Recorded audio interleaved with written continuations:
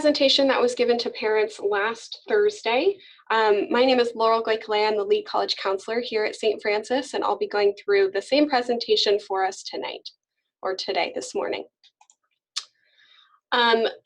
You can ignore this section over here that talks about questions. That was just relevant for Thursday's meeting. For today, if you'd like to ask questions, please use the Q&A function in Zoom. And the notes for this presentation are already available at sfhs.com/counseling. You'll just need to navigate to the resources or the presentation section. So here's what we'll be talking about, just kind of running through overview of senior year, what this looks like for seniors, what this looks like for parents, and kind of how those two overlap. If you have not had a chance to read this book, Where You Go Is Not Who You'll Be by Frank Bruni, we highly recommend it. This was last year's all-school read, and really it's just a wonderful resource for parents, for families. It's a great conversation starter, and you'll actually see throughout this presentation that there are quotes for each transition slide that are pulled from this book. So if you see Bruni, know that that's where those are coming from. So let's start by talking a little bit about our overall philosophy and our mission in terms of how that interplays with college counseling. As you all know, because you sent your students to Holy Cross High School, right, the most important metric of a St. Francis student is not the college that they get into, but how they have developed into a Holy Cross man or woman. And we really emphasize that in our advising of students. Whereas the names of the colleges on their list are less important than the traits and the qualities that they have learned. And we will be helping students talk about those traits for colleges and with colleges. We also want to remind everyone of where students are in their development. It's very easy sometimes to forget that our students are not adults because they look like it. They have very adult conversations, right? They're much older. But really, they're still stuck in this middle stage, this identity adolescent stage, which is where there's role confusion. And the key question is, who am I? What is my identity? Who am I? And those of us who are adults have pretty much started to figure that question out. We at least have some answers to it.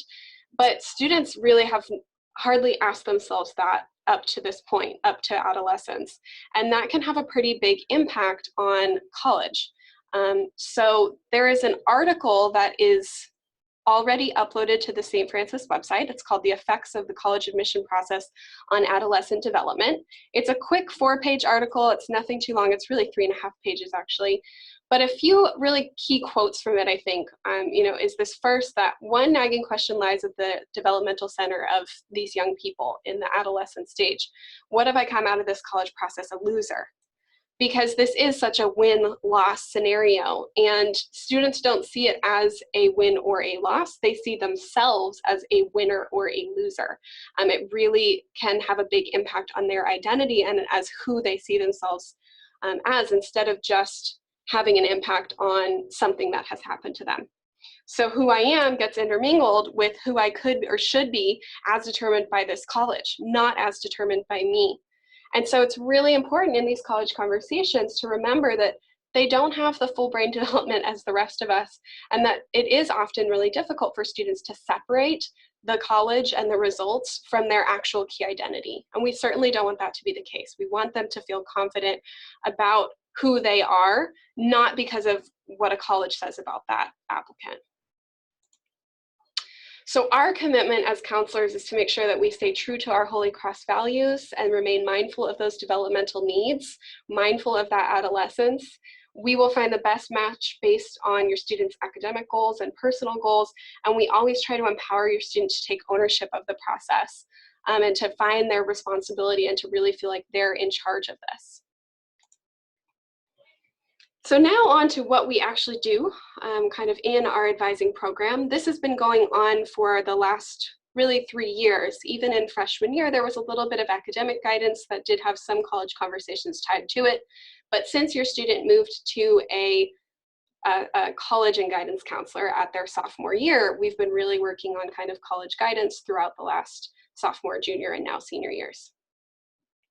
Here are all of the different services that we provide for students, and we've been doing these again throughout those 3 years. So individual college counseling meetings are very important, obviously, because that's when we get to have that specific conversation. But we also have at least 100, over 100 college representatives that come to visit St. Francis every year, which is a really great opportunity for students to actually have a real conversation with a representative.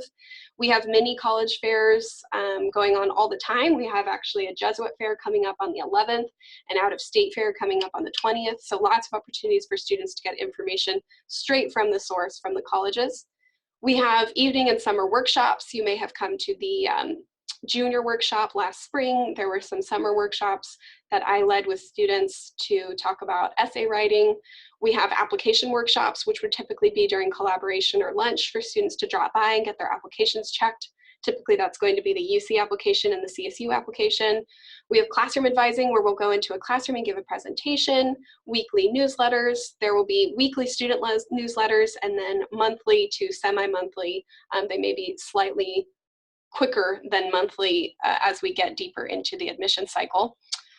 We will have college coffee talks, which I'll talk about at the very end of this presentation. Those are for parents. We have a webinar, which we're doing right now, case studies program, which was in the spring. We have a Twitter, other social media, and then some screencasts, which are tutorial videos for students to watch. So this is the timeline of senior year, and this is very simplified because it's going to be different by each student, but this is generally what we're looking at. In August through November, students will start to meet with their counselor. And some students have already met with us. Some of them will wait all the way until November. It really depends on what the student is planning to apply in terms of a timeline. So if a student is applying early action, early decision, or one of those kinds of early programs, they should probably be meeting with their counselor September and October. But if a student is planning to apply regular decision, some of those deadlines are December, January, and even February, which means a student could wait until November to meet with their counselor. So it's very much dependent on each student's list and their plan for submitting their applications. A very important date for parents to remember is the FAFSA opening. That is going to open on October 1st. You should try to do it as soon as possible. So within October is best, because some need is first come, first serve. Then in November, some early deadlines will begin, although there are a few October 15th. Typically they are November 1st and November 15th.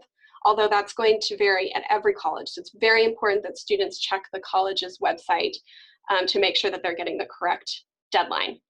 Then there should be kind of final application deadlines, January, February, and even sometimes into March. Decisions will start to come back March and April, and then the national deadline that students will have to commit to a college will be May 1st.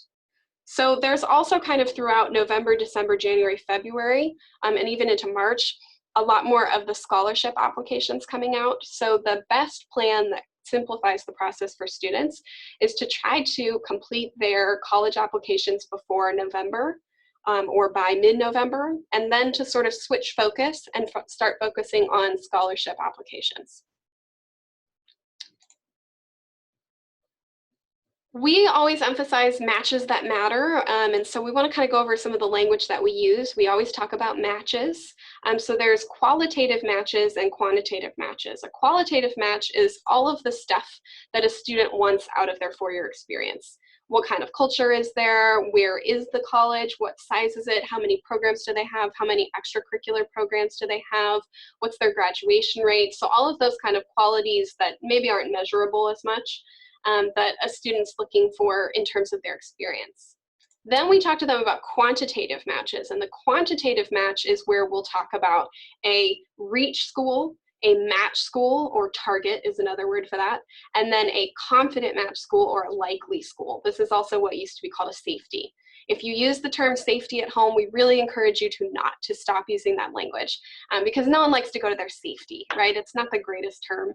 It doesn't really make students feel very confident or happy about those colleges that they would classify as safeties.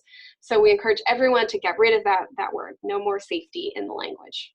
But anyway, students can see in their Naviance accounts these scattergrams, and there is a scattergram for every college, although some scattergrams do not have as many data points because we have not had students apply to those colleges.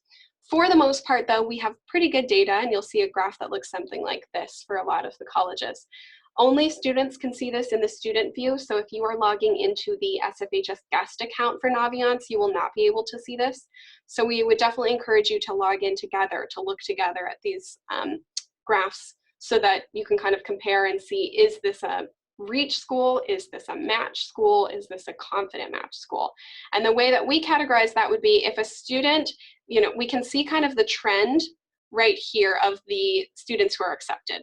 If a student is below that trend down here, that's probably a reach school. If a student is right in the middle of this trend, if they're right in the middle 50% of accepted students at that college, then that would be a match or a target school. And if that student is kind of up here or even above the range of that college's acceptances, then that would be a confident match school or a likely school or a safety school. Although again, we're not using safety, right? So here are now some trends we saw from last year's class of 2018. I think this is helpful to inform kind of where we're going because the scattergrams are great, but we also sometimes want to look at some overall data. The good news is our students are going to college, right? So we can take away some of that fear. 99.7% of graduates from the class of 2018 are now going on to a 4-year or 2-year college, okay? And we pretty much see that same number. It might differ by 0.2 of a point every year, but students have the opportunity, which is great. Then we're pretty evenly split in terms of how many students go out of state versus how many students stay in state. And actually each year for the last 3 years, this number has switched. So this last year, class of 2018, slightly more students were going out of state. The year before, slightly more students were going in state. And then the year before, again, slightly more out of state. But really, it's kind of evenly matched. Students kind of go all over the place, which is pretty awesome. We like giving them lots of opportunities. Here's another great number, one I think is very happy to look at. Colleges that accepted our students, 306 different unique colleges accepted St. Francis students last year. And St. Francis students from the class of 2018 are now attending 131 different colleges, which is pretty exciting. And those are all around the United States and even internationally as well. Now we'll talk a little bit about admission patterns in California, which are a little bit different. We're a very heavily populated state, so admissions are pretty tough within this state. But the first thing to note is the California state system, the CSU system. The CSU system makes decisions for admission solely based on numbers, solely based on the quantifiable. So this will be the amount of classes a student has taken that are called A through G. And those are basically categories that classes are kind of certified within. So the amount of A through G classes, the GPA within those A through G classes, and then the SAT or ACT score. That is what is used to decide admission to a CSU. The good news is if a student applies to a CSU, they are guaranteed admission as long as they meet the minimum eligibility requirements, which for the most part are a 3.0 or a GPA below a 3.0 with some combination of a higher SAT or ACT score. And that's called an eligibility index. So our local area campus, which guarantees admission, is San Francisco State. We do also have admission preference for students who are applying to San Jose State. So we do have kind of a little bit of a leg up for San Jose State, but it is not guaranteed the way that San Francisco State is for Santa Clara County students. So now this graph, I think this is really the key place to start when we're thinking about California public universities. So the red line, the solid red line, is our St. Francis CSU acceptance rate from 2014 to 2018. And the dashed red line is the overall CSU rate. So you'll see that we are a little bit above the average for the system-wide CSU admission rate, although we did have a drop last year. There's a number of reasons this could have happened. We're not exactly sure yet, and we don't have the system-wide data yet to compare to see if this was a St. Francis trend or a system-wide trend. But it is something worth noting. One thing that we do think could have caused some of this drop is that the CSU system changed their application to a different application system last year.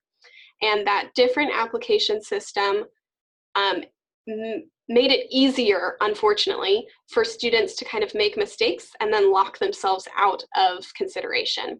And the reason that happens is that students self-report the courses they've taken and the grades they've received in those courses. If a student makes a mistake, and submits the application, then they do not have an opportunity to fix that mistake, and they will not be considered for CSU admission.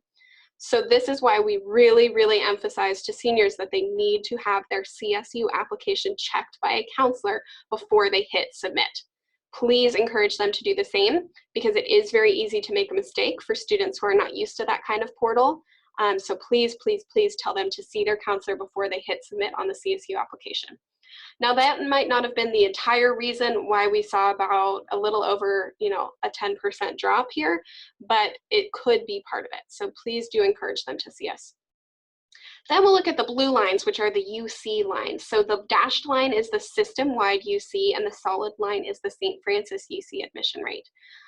There's really a main reason why we are so far below the system-wide admission rate, and that is because we do not have as many St. Francis students that apply to the UCs with higher admission rates, which would be UC Merced, UC Riverside, and to a certain extent UC Santa Cruz. So this overall line, system-wide line, is including those numbers and is a little bit more encouraging, is a little bit higher for that reason.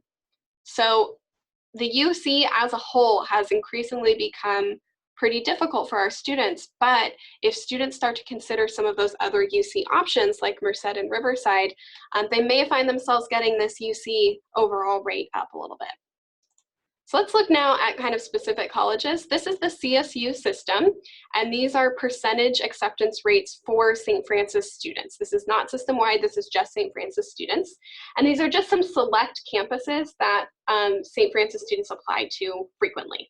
So we know that Cal Poly SLO is very popular to our students, and you'll see that over time, it has been kind of about the same until this last year when the rate did sort of go down.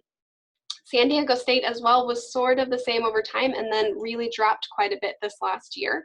It's increasingly becoming very competitive because it is, because it is heavily impacted. They have too many applicants that meet the minimum eligibility requirements, so they have to raise their eligibility for consideration. But there is good news, right? We have San Francisco State here, our local area campus, which is always admitting our students within about the 90% range. And the reason that this is not 100% is just because there may be some students applying who do not meet the eligibility requirements, and that would be why they are not admitted. But this is our local area campus, so a student who meets the eligibility requirements would be admitted there. Then we have San Jose State, which is increasingly becoming popular, especially with their engineering program and some of those programs that are very attractive to St. Francis students. So it has gotten a bit more competitive, but we're still looking pretty good with about 2/3 acceptance here. And then finally, Sonoma State, which is a really awesome campus because it does not have the commuter campus vibe that some of the other CSUs have. This one, we consistently have great admission rates, even 100% last year. And this wasn't just like 2 out of 2 students, 100% acceptance rate. Each year we have at least 20 students applying to Sonoma State. So if you are looking for a great, affordable in-state option, that might be one to really consider as a family, because we're seeing that it is actually possible for students to get in versus some of these others that are much more competitive, like Cal Poly and San Diego State and some of the other heavily impacted programs. Now on to UCs, and this is the full list of UCs, so not just select campuses like the last slide. Again, these are percentage acceptance rates. So you'll see that we have those very popular ones, Berkeley and LA, where we have very low acceptance rates. Those are not really any surprise to us or a surprise to students. They kind of always know that if they're applying to one of those campuses, it's going to be a reach school for them. But we are starting to see some other colleges, some other campuses that are getting more competitive. UC Davis is really getting competitive, especially for Bay Area residents. You know, it's kind of a closer to home option, so it's getting a lot more applications. And then we'll also see down here San Diego State, which we took a huge hit last year, and we're not exactly sure why this is the case. We will certainly be following up throughout the year and trying to compare data and trying to figure out exactly what happened here. But again, this should absolutely not be a match school for pretty much any student, because it is a 12% acceptance rate. That's very low. That's not going to be an easy in for any student, even a student with really, really strong grades and SAT or ACT scores. But again, if you are really interested in the UC education, there are still some great options. Merced, Riverside, Santa Cruz are all admitting over 2/3 of our applicants. So those would be great ones to consider as a family if having a UC education is very important to you. And then just so you know, if your student really wants to stay local, there's lots of other choices within California. We have 114 community college campuses, some Jesuit options and other Catholic options, which might feel a bit more familiar to students who have been coming from the Catholic Holy Cross tradition here. And then there are a number of other private universities, some specialty schools, typically those art schools, and even some single gender schools.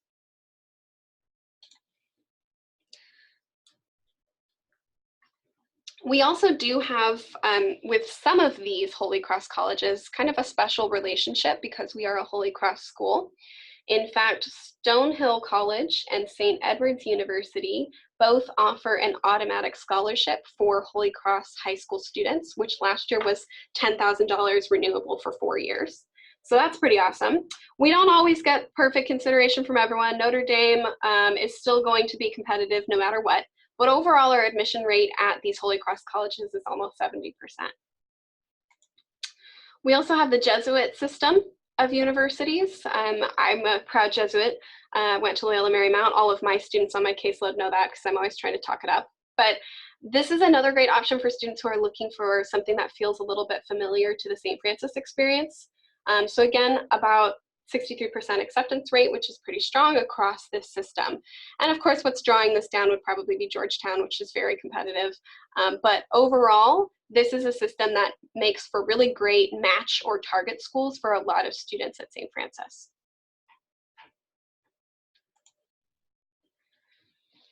So I'm just reading one question on here before I move on to this next slide, if you want to just read this great quote while I read the question.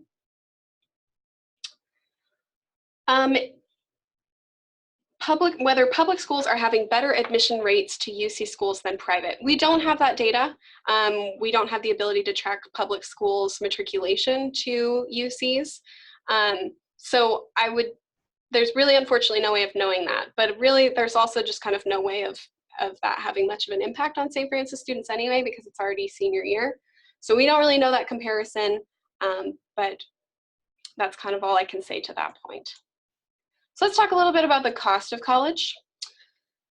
This is just going to be a brief overview. There is going to be a parent financial aid night, and the date will come up at the end of this section, but just so we start to get familiar with a few of the terms here. So funding a college education is a relationship between your entire family and the college. We do not have access to your family's financial information, and we do not have the ability to advocate for a financial situation to a college. So if you feel that your family is not receiving the financial aid consideration that you may need, it's your job as a family to reach out to the colleges directly. Financial aid then is any money that's used to pay for college costs. It's not just scholarships, it's also loans. That's important to remember because you may get a financial aid award letter back and find that it's all loans, which obviously we know come with strings attached. So it's important to make sure that we're differentiating that it's not just scholarships, it's any money that the college is kind of certifying you to approve or to receive for paying college costs. Then if you are interested in finding out more about this at this point, please check the college websites for cost of attendance and for the net price calculators. These are tools that are required to appear on college websites, and they will give students and families some estimate of what kind of financial aid you might receive from that school. So this is an example from St. Ed's University. The first step that a student would go through would be to kind of fill out their basic information, their SAT or ACT, their GPA, that kind of stuff. And then automatically you may find out that you qualify for something. So this student qualified for an automatic $20,000 award based on their test scores and their GPA. And then this one, the Sorin Award, this was the automatic award that the student received for being a Holy Cross student. Then you'll continue through and actually start filling out some financial aid information here, or actually just financial information, parent finances. And it'll bring you to this page that gives you an estimate of the costs and an estimate of the awards that a student might receive, and kind of by the end tell you what they think the expenses would be out of pocket. So they're very helpful tools, although they are only as accurate as the information you put in. And that's always what colleges will tell you as well. So if you are putting in the numbers directly from your tax returns, then you are probably going to get a pretty good estimate out. Here's how colleges actually evaluate financial awards. The first system is the FAFSA, Free Application for Federal Student Aid. This is available on October 1st. You cannot file it before that point, but after that point, you should try to file it as soon as possible. This is required by any college if the student is applying for need-based aid, although it may be required by some colleges for students who are applying for merit-based aid. So it's just important to fill out the FAFSA no matter what. The FAFSA uses what's called prior year tax information. So your student will be applying for financial aid for the 2019-2020 school year, and the FAFSA will then use 2017 tax information. If there has been some kind of dramatic financial change in your family between 2017 and 2019, you would need to contact each college individually to discuss whether they will reconsider your application based on new information. You may submit new bank statements or new financial information, and then they may or may not reconsider you, but that will be college by college. So know that that would be the case in case anything has changed with your finances between 2017 and 2019. Then the other system that colleges may use is called the CSS profile. This is accessed via College Board, which is the same organization that issues the SAT and AP exams. This is only required for some colleges, not all of them require this. It also opens October 1st, and then deadlines for this do vary. So students should check if this is required for any of the colleges on their list. This is often required for private schools for merit consideration or additional needs-based consideration. So just make sure that you are looking at every college's financial aid website to check what is required or not. And when in doubt, please file the forms. Everyone should file the FAFSA, no matter what. No matter what your income level is, you should always file the FAFSA, because even if you do not qualify for federal aid with the FAFSA now, it is the sad reality that some kind of situation could change. And if the FAFSA has not been awarded, a student cannot return to their school and then ask for that opportunity to take out a loan or something like that. So this is really the safety net. So make sure, please do file the FAFSA. Absolutely everyone should file the FAFSA no matter what. And then the Parent Financial Aid Night is coming up soon. So it will be September 20th at 7 p.m. We encourage everyone to attend. We'll have a special speaker coming to help us out and discuss financial aid. And that's really our only other parent information session or evening this year. So please do prioritize that if you have the opportunity to come. So here's what's next, okay? There's a lot coming at your students right now. There's a lot coming at you. I realize I've talked quite a bit so far, but here's what's next. Students have started meeting with their counselors, and we are having those individual college advising meetings. In that process, we're really trying to give students ownership. So to that point, a number of us actually give students the opportunity to select their college advising meeting using Google Calendar. I use this with my students, so they actually get the opportunity to pick which period they want to have their meeting, which day, those kinds of things. So, and I tell them to wait until they're ready, to not feel like they have to rush the process. So again, we really just want them to feel like they're in charge of this, because they will be in charge of it in a short time. You know, in college, they really are going to have to be able to take control of all of these steps. So we will help them refine and finalize their college list. We've been working on creating that list since last semester. So we know kind of an idea of what's on that list, and we're now getting updates from them. We're now giving some advice as to how to actually finalize it, maybe how to narrow it down, all of those kinds of steps. While we will help and explain and answer any question that students ask us, students are ultimately responsible for the entire process, and they are absolutely responsible for submitting their applications and materials on time, ordering their official test scores to be sent to colleges. We do not have any ability to send test scores for students, so it's very important that they understand this is solely their responsibility. And then students are responsible for notifying their teachers or us if any letters of recommendation or written evaluations are required by the college. And they do need to meet some deadlines for those. So the deadlines are actually up here in this corner. If a student is applying early, Well, before we talk about these deadlines, I think what's important to remind students is if they are applying to a college, they should submit a request for a letter of recommendation at least 3 weeks before. And that's just right at kind of a general rule of thumb that we would use in the real world as well, that you're not just going to ask someone for a letter of recommendation the night before something is due. But we do have some deadlines set to help them out. So if they are applying early to colleges and they have November 1st or November 15th deadlines, they do need to get their materials to their teacher and to their counselor by October 4th. If they're applying regular and they have deadlines in December, January, or February, they need to get their information in by December 3rd. Although some students will be applying regular decision and the deadline might be November 15th, they should probably try to submit their folder sooner than this. And that's just to give kind of a little bit of courtesy, to give us a little bit more time to prepare things.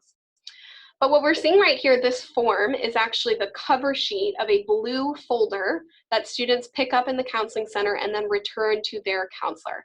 It requires a parent signature on the bottom, and it is a list of all of the colleges that that student is planning to apply to. So that student, we encourage to limit to 10 colleges. And this is because we find that students who apply to more typically have not done as much research, are maybe just sort of throwing their information out into the void and hoping someone is going to pick it up. And that's certainly not the way that we want college applications to go. That is definitely feeding the admission mania rather than helping to tame it. So we do encourage them to limit it to 10. They do not have to apply to CSUs or UCs. They could apply to 10 private universities. They could apply to 10 out-of-state public universities. So these are listed here because most of our students do apply to at least one CSU and UC, but this is not required at all. Then another form that you might see as a parent is the early decision contract. If a student is planning to apply early decision, which is binding, then that student needs to submit a early decision agreement in Common Application and needs to print out one of these early decision contracts and submit it to their counselor. And it just kind of goes through some criteria that helps the student assess should they really be applying early decision, and then acknowledges that this is a binding plan so that if the student is admitted, that student recognizes they are committed to that college. Early decision is not the right plan for most students. Only a small number of our students actually do apply early decision, and that's kind of a decision that can be made that we will talk about with students quite a bit in our meetings to make sure that they really are picking the best college to apply early decision, that they know exactly what it means to apply early decision and all of that. So if you are wondering whether or not your student should be applying early decision, feel free to reach out to your student's counselor, and please also have them reach out to their counselor as well, because it's a very individual basis who should be applying ED or not. So now the partnership, this is where you come in as a parent. Those were kind of all the tasks for students, and you may be signing off on them, but here's what you can do. First, here's some advice from past senior parents. And I won't read every quote word for word. I'll give you kind of an opportunity to. But I think these are all quotes that we probably already agree with, right? Grades in a fancy college don't define you. What you actually do in this world defines you. We see that time and time again, right, with famous people who didn't finish college or who went to a state school or who went to somewhere that's not the brand name college we know of, and that those people are now CEOs and in Silicon Valley and all of those other things. So I think we all already know this. It's just important maybe to kind of have that reminder throughout this process because it can become very easy to forget. And then I think it's also important that I like this quote at the bottom, don't spend time worrying about where they go. If they commit to learning for 4 years, they will discover there are many more great colleges out there than great students, and they will be fine. And I tell students this all the time. I think there's probably 10 colleges that each student could be 100% happy at. And I loved my college experience, but I go on tours of colleges as a counselor now, and I think, wow, I would have liked this college 10 years ago. So it's important to know that they don't have to only find the one. They should ultimately narrow it down to one, but there's lots of colleges out there that will provide a really great experience for each student. And then here's some advice from seniors to the seniors, right? So narrow down your list. A smaller list is easier on you. That's what we encourage as well. It just makes the process a bit more manageable. Colleges are smart enough to see the passion in each student, so make sure you actually like the schools you're applying to. We really want students to research the colleges on their list closely to make sure that they're actually looking at why they're applying to that college, what about that college they really love. And then this one at the bottom that I think is really important, I would have been more realistic about the price of college and what my family can afford when deciding which colleges to apply to. The worst thing I have ever heard is a student tell me, I spent all that time applying to colleges and now I can't afford to go to any of the ones that admitted to me. So please have that conversation now, because we do not want that heartbreak to hit a student in March and April when there's no more time to apply to colleges, and when they then have to select a college that maybe is not the right financial choice. So please, please have that financial conversation now about what your student or what your family really can afford. Here are the next steps for parents. Please submit your parent questionnaire to your student's counselor. The SurveyMonkey link is now closed, but if you did not get an opportunity to submit the questionnaire in SurveyMonkey, there will be a link to a Word document of that in the newsletter this week, and you can just email that directly back to your student's counselor. We really appreciate those questionnaires. They give us an opportunity to round out a student's written evaluation, because we do see them for a good amount of time, but we don't see them all the time. We don't see them at home. We don't see who they are maybe in their church parish, or who they are on weekends, or who they are in their volunteer work. So we would love to hear that information from you. Please also sign up for a parent college coffee talk, and the dates will be displayed on the next slide, and discuss the cost of college. Hopefully we have beat you over the head with that message at this point, because we do know that students don't have these conversations on their own. They don't initiate conversations about cost because they just don't understand it. And so it's really, really helpful and important that as parents, you initiate that conversation. You will also receive some communications throughout the year. There will be senior parent college and career newsletters. Those will be going out monthly. As we get closer to the November deadlines, those might come out every 3 weeks or so. You will also get some little updates in the This Week at St. Francis and This Month at St. Francis newsletters, which are distributed by the larger school community, but will have little counseling updates in them. And then you are also able to see the senior college and career newsletters that are emailed to students weekly at our website. So you can also see what they are receiving. Here are the college coffee talks. Many of you probably attended a coffee talk for juniors in the spring. This is the same exact format, just now probably with a little bit different content. We'll be talking more in more realistic terms, because now students are actually in the process. So these are open for registration now. There is a link in the This Week at St. Francis newsletter. There will be a link in the college and career newsletter. So look out for those. Please limit this to 1 coffee talk, because we do have limited space. And we also have to limit these as well to only 1 parent or guardian from each family. Here are some strategies that you can use to help out during this process. The first one is my favorite. We've had a number of families use this and absolutely rave about it. And this is to create a college conversation time. Maybe it's just 1 night a week, maybe it's 2 nights a week, depending on how much you want to talk about college with your student. But it is a time that is scheduled to have conversations about college, and it helps students feel like they know when those questions are coming. Because we know that St. Francis students are over-involved. They have a million things to do. They're at practice, they're doing volunteer work, they've got rehearsals, whatever the case.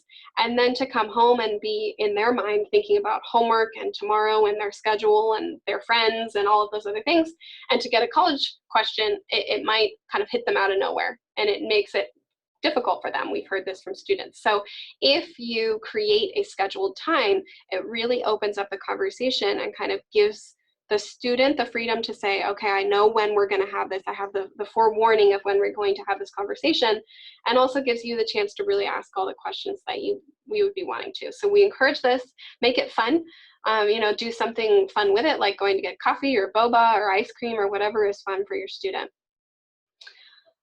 We also encourage you to ask your student your questions before you ask their counselor.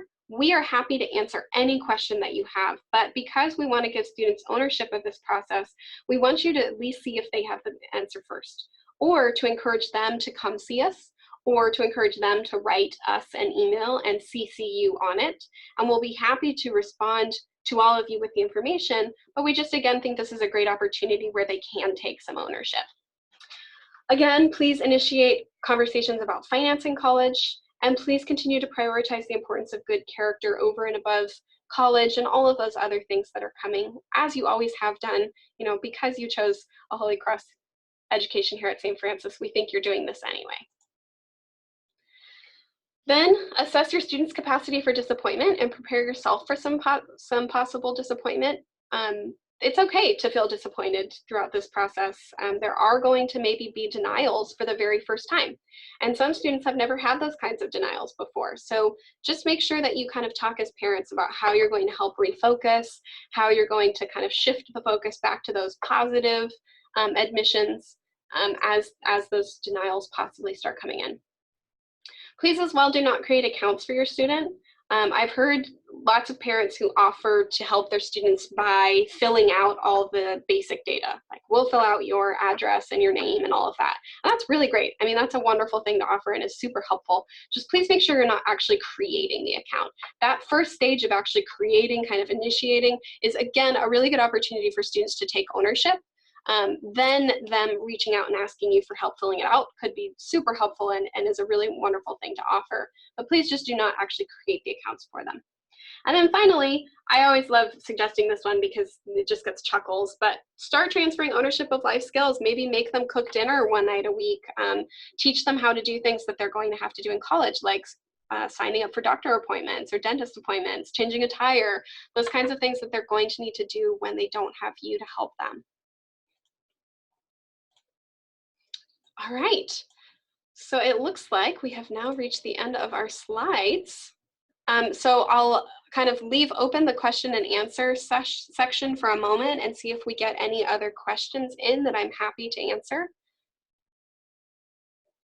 So I'll just leave that open for a moment in case anyone is currently typing.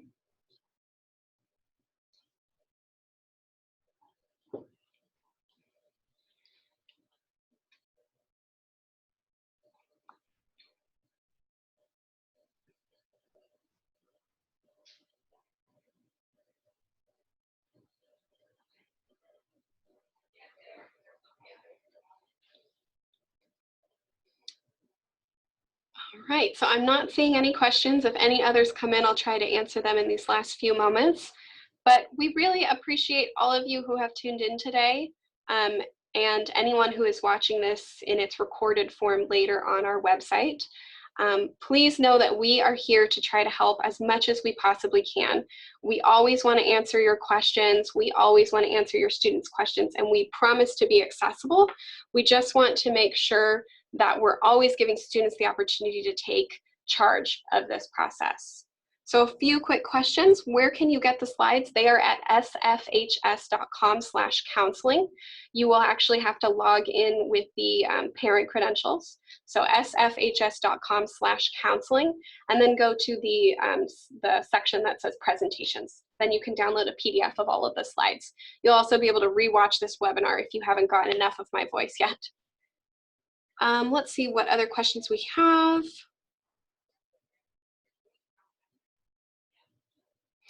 So there is not a specific deadline that we give students for rolling admissions. If a student is applying to a school that has rolling admissions, which means that they will accept applications until they have admitted and filled out their class. Some of those may encourage students to apply very early. So some rolling admission schools may be encouraging your student to apply as early as October.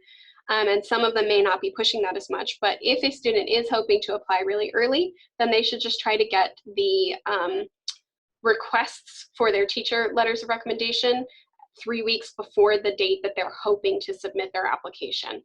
And then same for the blue counselor folder. So if a student is hoping to submit their application by October 15th, then they should calculate out 3 weeks from that and give their teachers the heads up by that day.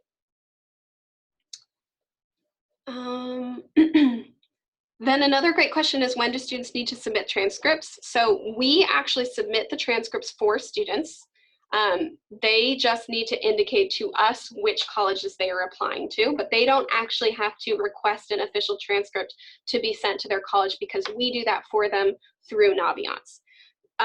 They need to request those just by those regular deadlines. So by October 4th or by December 3rd, depending on what kind of deadline plan they are applying to.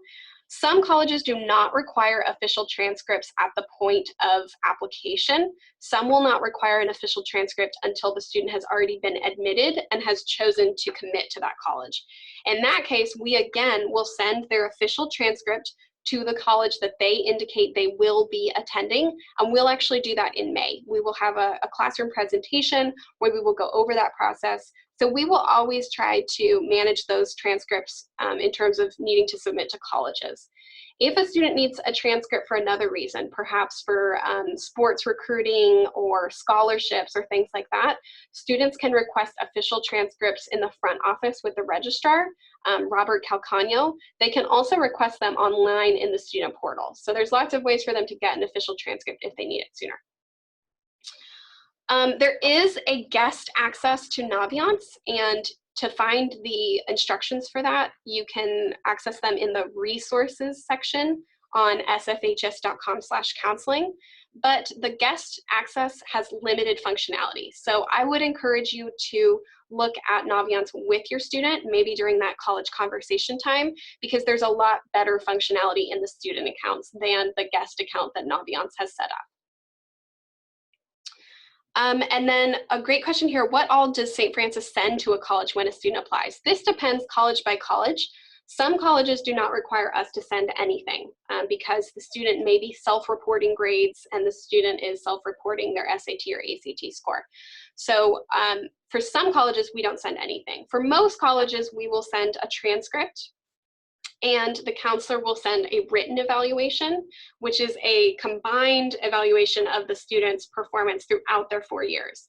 And that draws on feedback from the student, from their teachers from every year, from our experience in one-on-one conversations with the student, and from that parent questionnaire. So it's really an overall look at the student.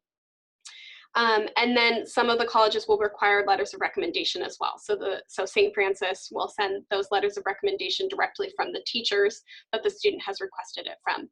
But that's not all colleges, so it will depend college by college, and that's why the students need to become best friends with the admissions websites for each college they're applying to. Do students need to request their SAT scores be sent to the schools from the College Board? Yes, students are the only ones who can request official SAT or ACT scores to be sent to the colleges. So for SAT, the student will log into their College Board account and have the scores sent to all of the colleges on their list. And for ACT, they would log into the myact.org account to have the scores sent. So they are responsible.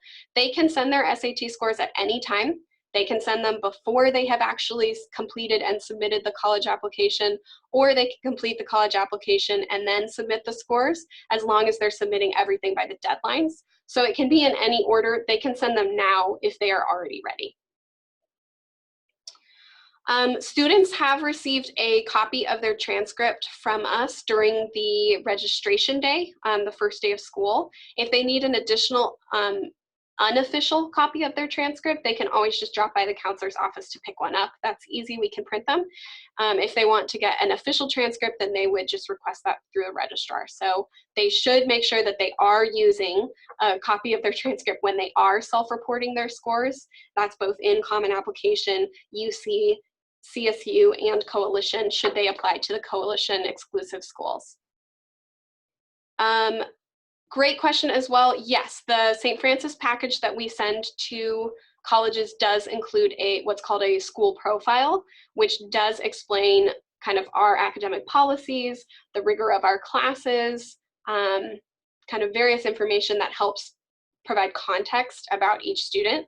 Although this does not go out to every single school. So the UC and the CSUs do not receive this profile, which is why for some students, we would help them kind of craft a response in the other information section on those applications that kind of explains a little bit of the context depending on that student's path. So if a student has followed a very normal course progression, then they don't need that little special blurb. But if perhaps they were a little bit delayed in their math, or if they took on really advanced courses at a certain year and they needed more of that context, we would help them write that little piece. And it's really just a couple of sentences that goes into the other information section on those applications.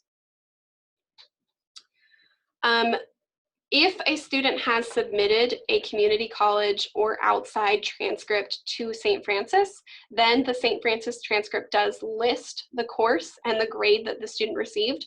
But again, the student does not receive credit for that course because it is an enrichment course. So the St. Francis GPA is not affected by outside community college classes or just outside high school classes, but it will list it as long as the student has submitted an official transcript from that community college or outside high school to St. Francis. And the deadline for submitting those transcripts is this Friday, September 7th. So if your student did take a community college course over the summer, please make sure that they have requested an official transcript to be sent to St. Francis, to the front office, not their counselor, but actually the registrar. Okay, I'll leave it up for just a few more moments in case we have any questions. I think oftentimes we see some questions and then think of a few more.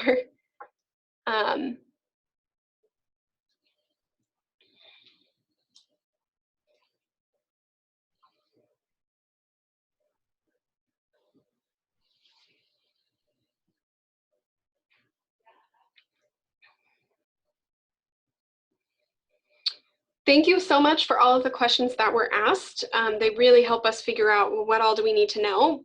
Please know that you do have more opportunities to ask those questions at the Parent College Coffee Talks. So please do register for those. Here are the dates again. And those, give us the opportunity to ask them in smaller groups and kind of have a little bit more opportunity to have more in-depth conversations about them and ask follow-up questions as well. So please do register for those. We're excited to host them. And thank you all again for cluing into